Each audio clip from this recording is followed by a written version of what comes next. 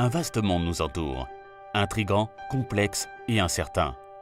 Confrontant l'homme à ses choix, grâce à son instinct, il a su relever les défis de son temps. Un nouveau monde vous attend. Faites-en partie avec Active Trades.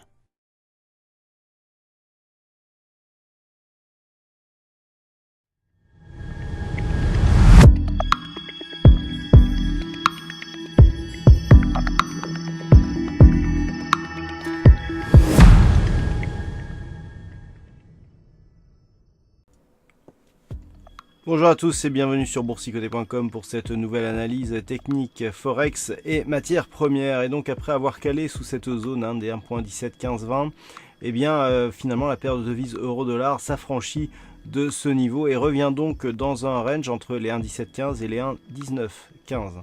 Donc on valide ici la poursuite du mouvement haussier qui s'était déclaré ici à la fin de cette dynamique baissière. On était bien repassé ici au-delà de la moyenne mobile 20 exponentielle qui agit depuis comme zone de support, et puis on a validé donc la rupture de ce niveau pour une nouvelle accélération ici qui a porté la paire de devises euro-dollar sur des niveaux proches des 1.18. Donc on est ici sur un retournement de la tendance court terme.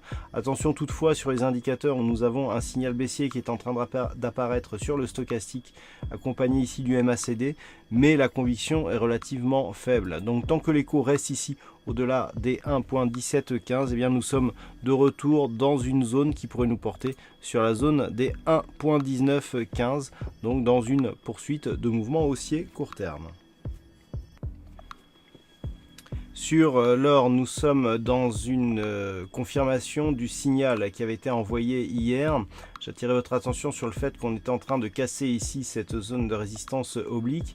Alors, la configuration technique est vraiment très intéressante puisque nous avons donc une rupture de cette zone mais qui vient se caler ici sur la résistance des 1300 $ l'once. Donc nous sommes pour l'instant sur mouvement et ce que nous pouvons constater actuellement, c'est que la zone qui était précédemment résistance agit désormais comme zone de support. Donc ça c'est intéressant car ça montre que même si on n'a pas une dynamique immédiate donc qui pourrait nous porter au-delà des 1300 $ l'once, eh bien on reste ici au-dessus de cette zone, ce qui n'a pas forcément été le cas lors du précédent test.